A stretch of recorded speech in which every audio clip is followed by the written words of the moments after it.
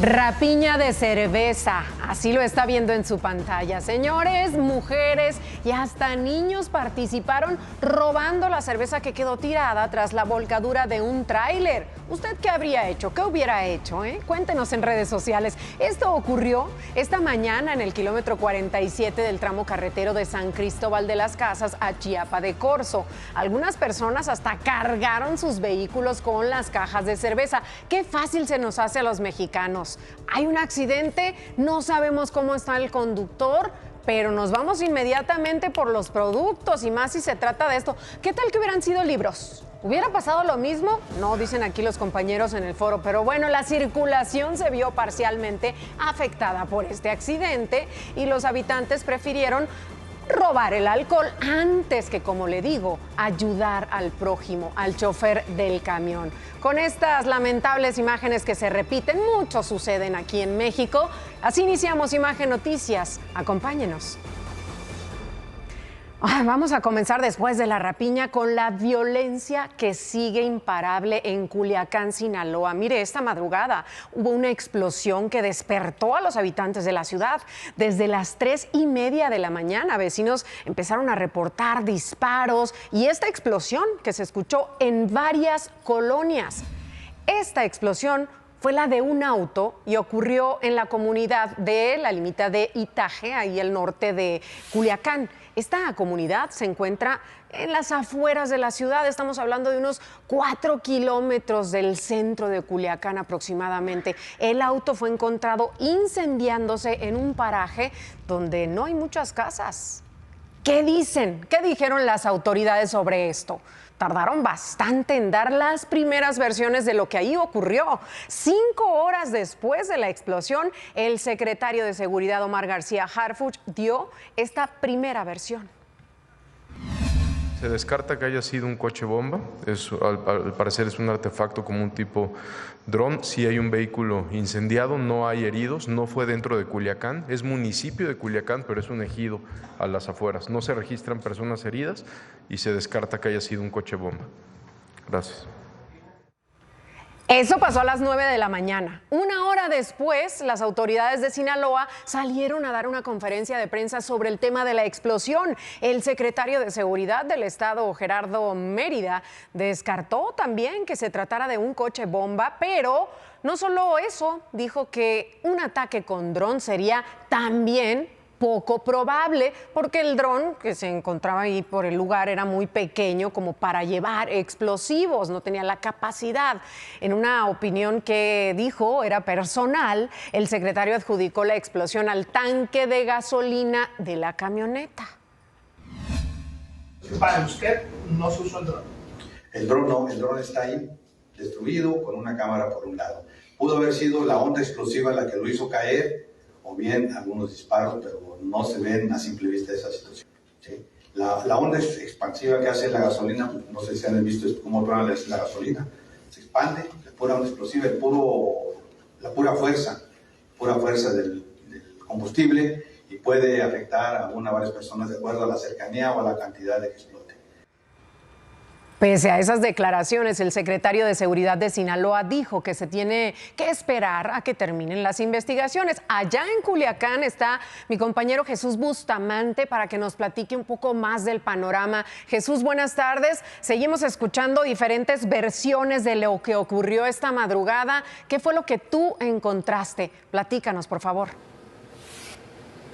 ¿Qué tal, Cristal? Saludos desde Culiacán, donde la violencia se ha venido incrementando. Fue localizada una camioneta completamente incendiada y destrozada. En los alrededores fueron localizadas algunas piezas de lo que fue esta camioneta, las cuales quedaron por varias calles en una aparente persecución. Al interior, se dijo, había un Barrett y también un dron en los alrededores. Sin embargo, pues a la distancia se podían observar al menos las piezas de este vehículo, el cual quedó completamente en llamas. Algunas de estas piezas pues muy cerca de un jardín de niños que se ubica en los alrededores. Las autoridades acudieron al sitio, fueron elementos de la Guardia Nacional quienes acordonaron y mantienen todavía el resguardo en los perímetros, porque será la Fiscalía General de la República quien se haga cargo de las investigaciones, según lo dicho por las autoridades locales. Evidentemente las clases y todas las actividades en esta comunidad fueron suspendidas y todavía se mantiene pues el resguardo de las Fuerzas Armadas. Cristal, mi reporte desde Culiacán. Muchísimas gracias, Jesús. Así la situación en Culiacán, imparable la violencia. Mientras esto ocurría, en varias partes del estado se siguieron reportando asesinatos. Antes del mediodía ya eran 6 los cuerpos que habían encontrado con disparos de bala y huellas de tortura. Un cuerpo con un mensaje fue encontrado al sur del sector Barrancos, ahí de Culiacán. El segundo fue hallado en un canal de riego en Navolato. Este fue identificado horas después como policía municipal. Otro cuerpo se encontraba en la entrada principal del municipio de El Dorado y el último hallazgo ocurrió en la carretera Culiacán-El Dorado. Ahí había 3 cuerpos. Eso hoy. Pero anoche 2 cuerpos dentro de cajas fueron dejados en una parada del transporte público que está ubicada ahí afuera de la Unidad de Servicios Estatales en Culiacán. Cuando ocurrió esto ya no había personal dentro del edificio de gobierno. Los restos de estas 2 personas estaban envueltos en bolsas negras y en sábanas. Además de esto, otro minicasino fue atacado anoche en la ciudad y ahí murieron otras 3 personas. En más de seguridad, le cuento, un hombre y un niño murieron ayer por la tarde tras una balacera que sucedió en Yautepec, en Morelos. Mi querido Pedro Tonantzin está ahí, voy contigo. ¿Qué se sabe de este caso, Pedro? Buenas tardes. ¿Qué tal, Cristal? Muy buenas tardes. Nos encontramos justamente en el Paseo Tlahuica del municipio de Yautepec. Lamentablemente ayer por la tarde, pánico y terror entre los vecinos luego de que una familia que caminaba sobre esta banqueta fue atacada a tiros, luego de que pues, se registró un tiroteo cerca de esta zona y una bala perdida alcanzó a un pequeño de apenas 11 años que lamentablemente perdió la vida, al igual que un comerciante adulto a unos metros de este lugar. Hasta el momento no se ha esclarecido absolutamente nada, no hay personas detenidas y se encuentra este caso en total impunidad. Escuchemos lo que la madre de este menor nos ha dicho. Íbamos a la tienda, íbamos a comprar. Escuchamos los balazos, les dije que se tiraran al piso, mi niño me venía abrazando. Yo sentí que se tiró, escuchando mi indicación, pero cuando yo me iba hacia el piso volteé y vi que él ya tenía el impacto. Cristal, únicamente agregar que no es la primera ocasión que se registra un tiroteo en esta zona de Yautepec. Hay registro de varios más y de escuelas que han tenido que resguardarse justamente por este fenómeno delictivo. También agregar que en el estado de Morelos, según las listas, el registro del Secretariado Nacional, bueno, pues hasta el momento, en estos últimos 2 meses, en promedio se están asesinando a 4 personas diariamente. Hasta aquí mi reporte, Cristal. Muchísimas gracias, Pedro. Lo verdaderamente triste de todo esto es escuchar a las autoridades decir, es entre ellos, es entre sujetos del crimen organizado, integrantes de grupos criminales que se están asesinando, y ahí está el testimonio de víctimas colaterales. Qué dolor para esta mamá, la entendemos, por supuesto. Vámonos ahora a Guanajuato, donde, mire, familiares le están dando el último adiós a uno de los bomberos que murió tras el ataque del sábado en Apaseo el Grande. Luis Negrete, buenas tardes, te saludo. Cristal, buenas tardes. En estos momentos se está llevando a cabo una misa de cuerpo presente en memoria de Ulises Fernando Ramírez, el elemento del cuerpo de bomberos que pertenecía a una empresa automotriz del municipio de Apaseo el Grande, el cual perdió la vida durante la masacre registrada la noche del sábado en el parador conocido como El Trébol, en el municipio de Apaseo el Grande. En este suceso, cabe recordar, fueron asesinadas 8 personas, entre ellas Ulises Fernando. En unos momentos más se llevará a cabo el sepelio correspondiente, al igual que los del resto de las víctimas que fueron asesinadas en este lamentable suceso.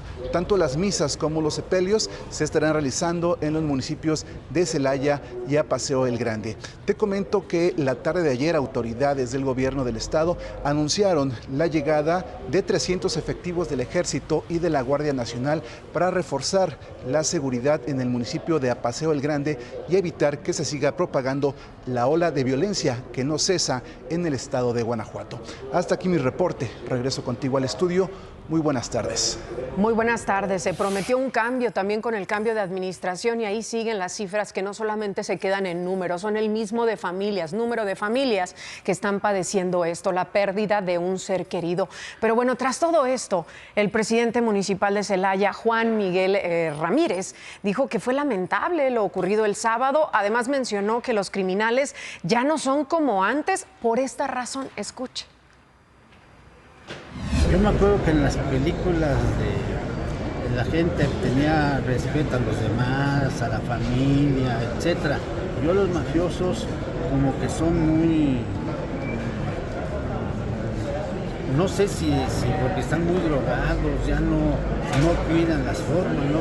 Entonces todas estas cosas son malas. Yo creo que ellos deben también de cuidar las formas, ¿no? Porque no es posible que lleguen y disparen nada más así. ¿A poco, alcalde? Ahora resulta, tenemos que suplicarles a los señores delincuentes, por favor, respeten, sean como antes, no se pasen. Qué fácil declarar esto, más sencillo que reconocer que estamos experimentando una verdadera crisis de inseguridad y un incremento en la criminalidad en todos los niveles que solo nos habla de una crisis de gobernanza, de incapacidad de los gobiernos de enfrentar estas olas de violencia y embates de organizaciones criminales contra todos nosotros, contra la sociedad. Es un reflejo de lo que pasa en el país, la respuesta de este alcalde. A pesar del escenario nacional de violencia que le estamos presentando y que lo hacemos diariamente, le cuento que esta mañana la titular del Secretariado Ejecutivo de Seguridad, Marcela Figueroa, informó que los homicidios dolosos en el país se redujeron. Estamos hablando de un 6.9% respecto al 2023. Dijo que de acuerdo a los datos brindados por las fiscalías estatales, en noviembre se registraron 74 asesinatos diarios en el país. Por su parte, la presidenta Claudia Sheinbaum habló sobre la estrategia de seguridad.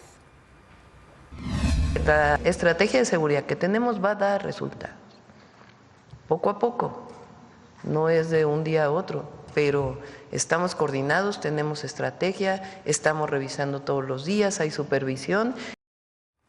Esperemos resultados entonces, vámonos tranquilos. Más adelante ha surgido nueva información sobre el caso que le presenté ayer, donde un joven golpeó con un martillo a sus compañeros de clase.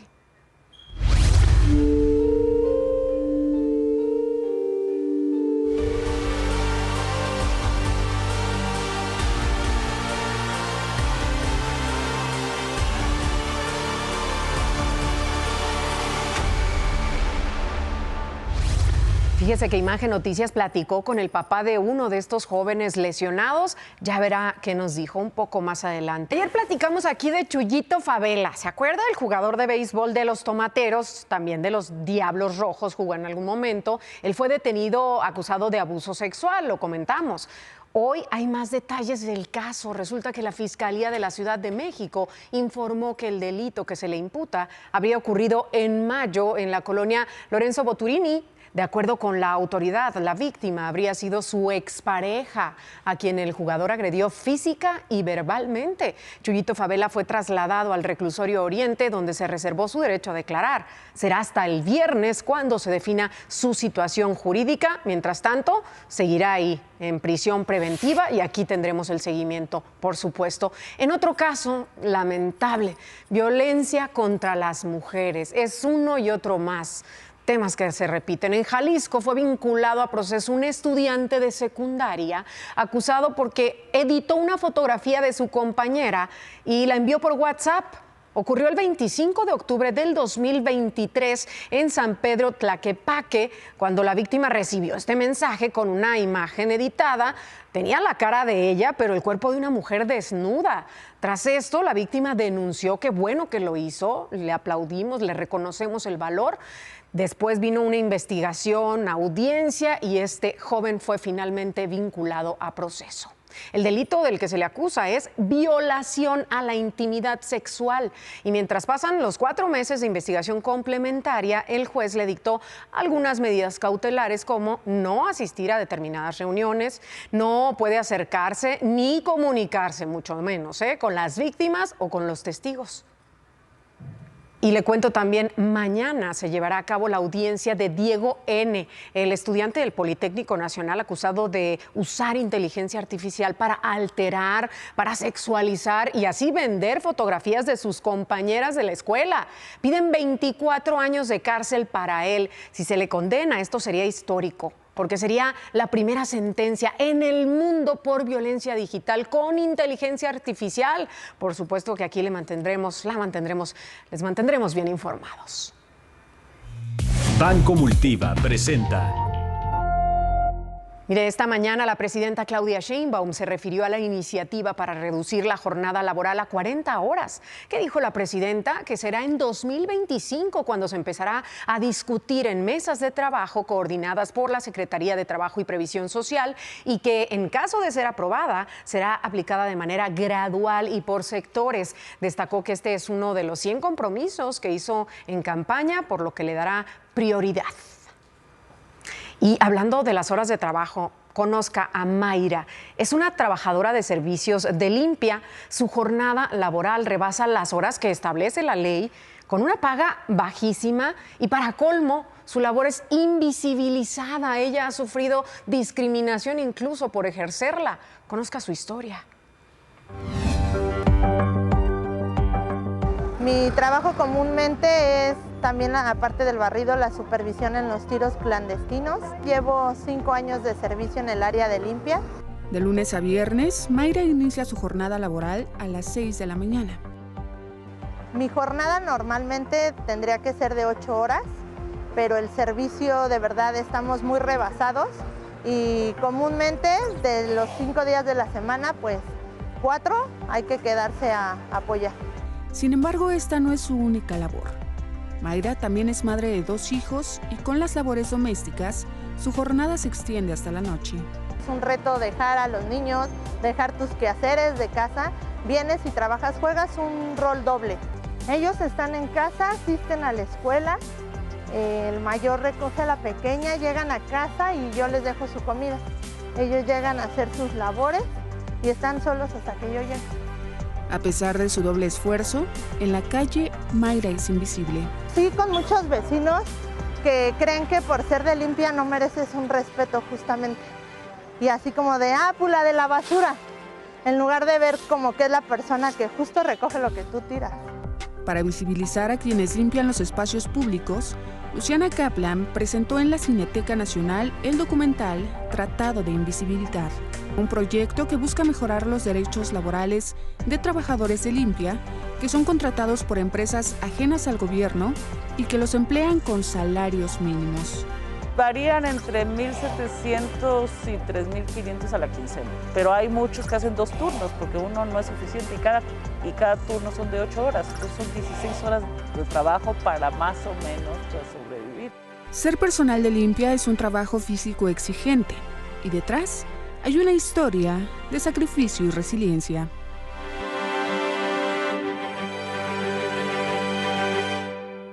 Y merecen todo nuestro respeto, Mayra, nuestro reconocimiento por tu labor. Mayra, como millones de mujeres mexicanas, no termina su trabajo cuando llega a su casa. Como muchas de nosotras, pues se encarga también del trabajo doméstico y del cuidado de la familia. Por eso es importante, es esencial que pongamos sobre la mesa este tema de las jornadas laborales, las jornadas de trabajo. Vamos ahora con el tema de Izazaga, la plaza, con los comerciantes que van a intentar convencer a las autoridades para que los dejen sacar sus mercancías tras estos operativos que se han realizado en el lugar. Estos días hemos platicado de las inspecciones que se han hecho en ese punto. Los comerciantes argumentan que esperan una respuesta positiva, a pesar de que el gobierno capitalino se encontró con esta irregularidad tras las revisiones que se hicieron. Hicimos una revisión del inmueble. El INVEA pidió documentación sobre si el dueño o los dueños del inmueble tenían la documentación para unir dos predios. Que se encontró pues que no tenían ese permiso. Los locatarios de la plaza señalan que su situación sí es regular porque pagan impuestos con regularidad y están dados de alta incluso ante administración tributaria. Pidieron a autoridades federales y locales que los reubiquen. Regresamos con más. Familia, ya son las 2:30 de la tarde y de esto también deben enterarse. En Hidalgo, el gobernador Julio Menchaca priorizó el entretenimiento antes que los servicios de salud para la ciudadanía. Esto luego de anunciar una inversión de más de 36 millones de pesos para cabalgatas navideñas en 4 municipios. Imagínense, de acuerdo con el Coneval, más de 1.550.000 hidalguenses se enfrentan a servicios de salud ineficientes o de plano no cuentan con seguridad social. También tienen carencias en centros médicos y desabasto de medicamentos. Primero la fiesta, dijo. Y aquí en la Ciudad de México, Mauricio Tabe, el alcalde en Miguel Hidalgo, encabezó el inicio de los festejos decembrinos en la alcaldía con el encendido de luces de libertad ahí en Mazarik. Con esto se busca fomentar el turismo y promover el comercio local durante el mes de diciembre, y también se anunció la inauguración de la pista de hielo en el Deportivo Pavón.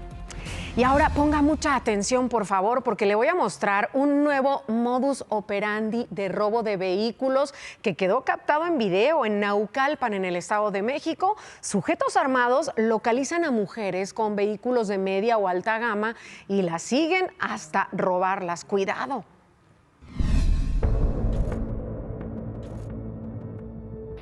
Es el cruce de Circuito Poetas y Circunvalación Poniente en Ciudad Satélite. Lunes por la mañana. Un carro blanco con toldo negro y vidrios polarizados se detuvo para impedir el paso de una camioneta.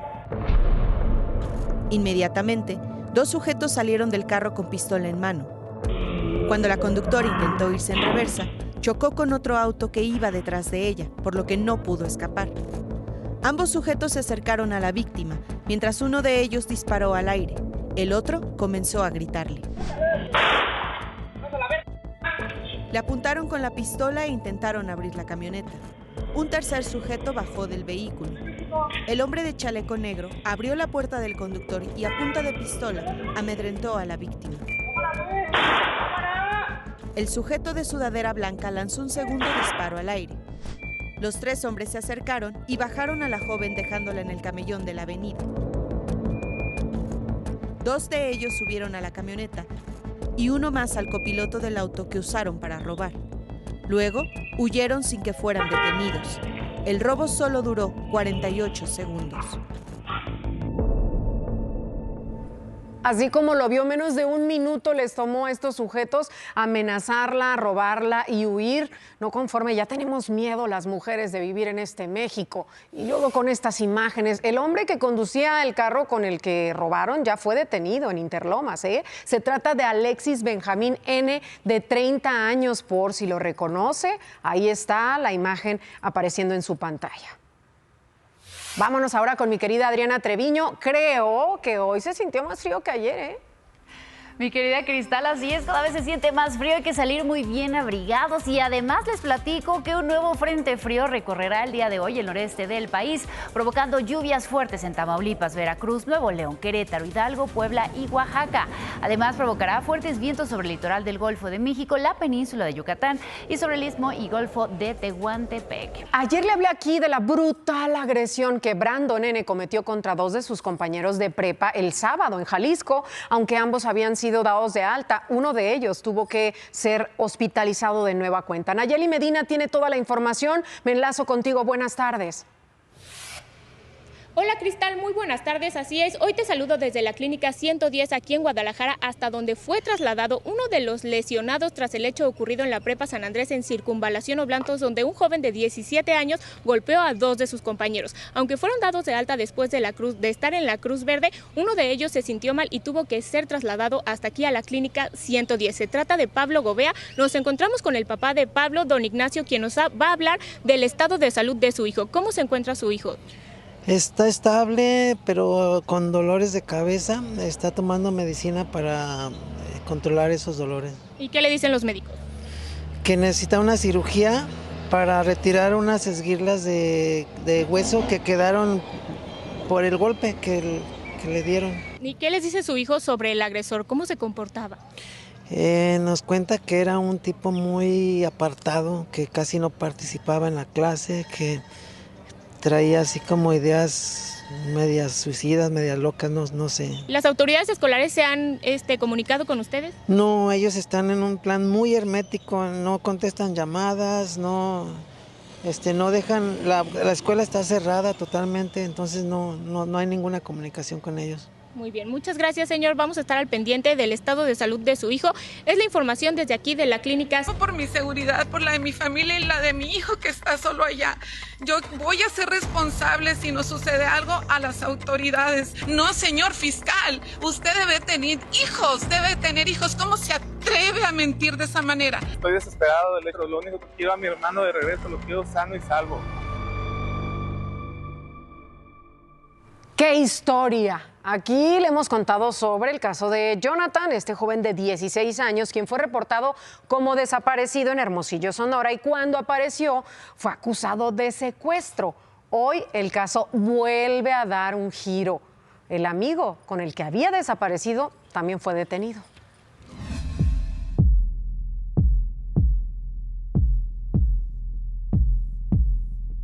Ellos son Jonathan e Irving, ambos jóvenes de 16 años.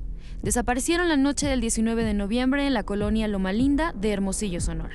Señores, quien tienen a mi hijo, compadézcase, por favor, por favor. Mi bebé, él no es malo, es un niño que está aprendiendo a vivir. Es un niño. Jonathan apareció 3 días después. Pese a las manifestaciones que hizo su familia, la Fiscalía de Sonora lo señaló de formar parte de una banda de secuestradores. Irving apareció tan solo un día después de su fecha de desaparición. No se sabía mucho de él desde ese día, hasta ahora.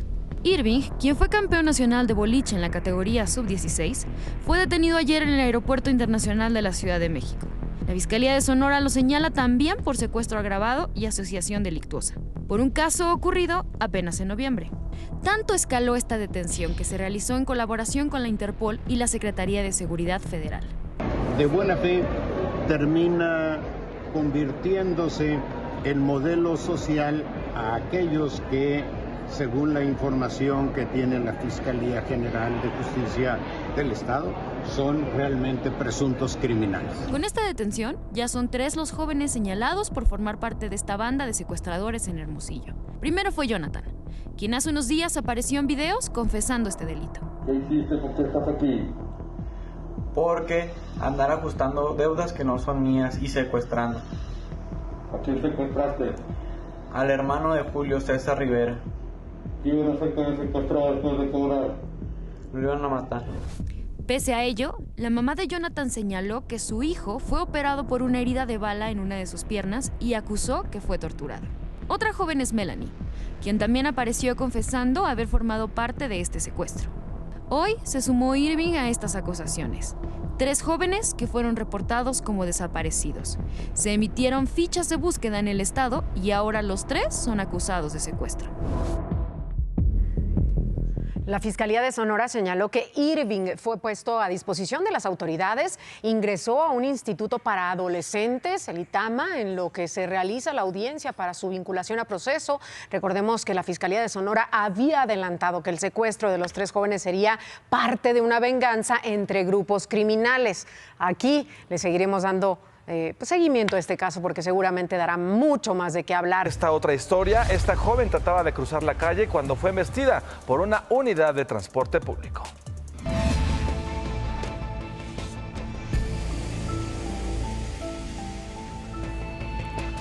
Ya lo vio, la adolescente cruzó sin fijarse justo cuando la combi circulaba, aunque varias personas se acercaron a ella a ayudarla, ella solo se levantó, dijo que estaba bien y retiró caminando del lugar.